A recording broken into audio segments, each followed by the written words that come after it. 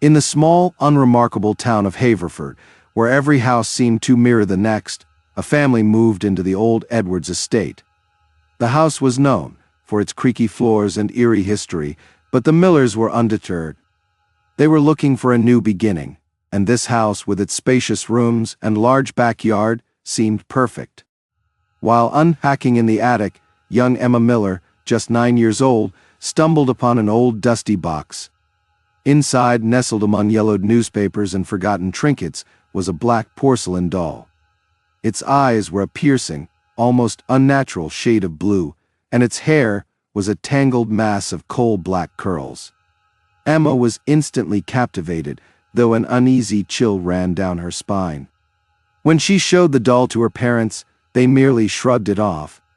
"Just an old toy," her mother said. Her father nodded, adding, "It probably belonged to the previous owners, maybe someone's great-grandmother's." While unpacking in the attic, young Emma Miller, just 9 years old, stumbled upon an old dusty box. Inside, nestled among yellowed newspapers and forgotten trinkets, was a black porcelain doll. Its eyes were a piercing, almost unnatural shade of blue, and its hair was a tangled mass of coal-black curls. Emma was instantly captivated, though an uneasy chill ran down her spine. When she showed the doll to her parents, they merely shrugged it off. "Just an old toy," her mother said. Her father nodded, adding, "It probably belonged to the previous owners, maybe someone's great-grandmother's." Emma decided to keep the doll in her room. It sat on a shelf, silently watching as Emma played and slept. Over the next few days, strange things began to happen.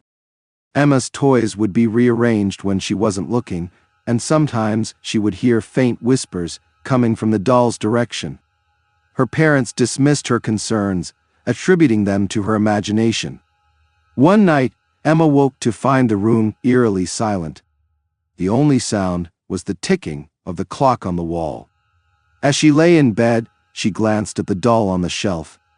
Its eyes seemed to glow in the dim light, and it appeared to be staring directly at her. She rubbed her eyes, convinced it was just her imagination. The next day, Emma found the doll in a different position on the shelf. Its head was turned slightly, as if it had been watching her sleep.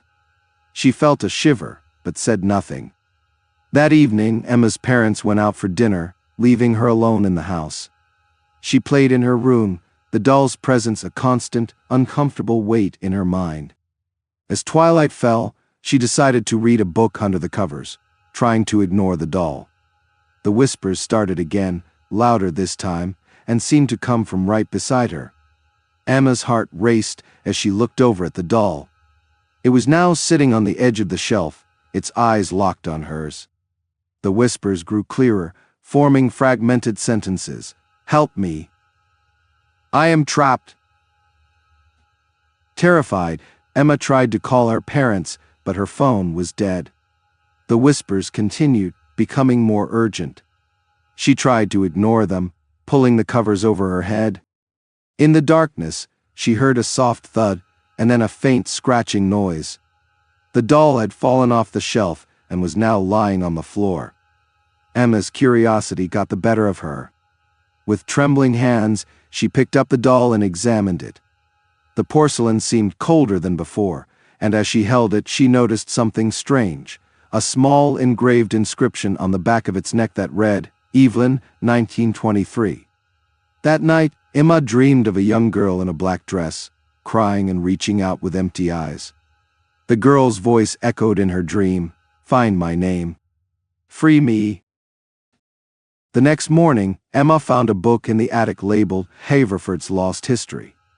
Leafing through its pages, she discovered a photograph of a young girl named Evelyn. The photo matched the doll's appearance exactly.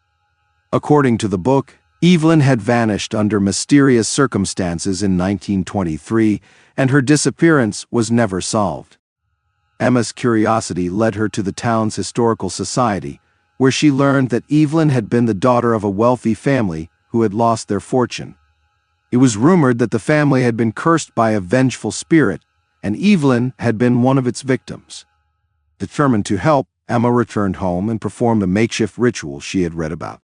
She placed the doll in the attic, surrounded by candles and old family photos of the Millers, hoping to appease the spirit trapped inside.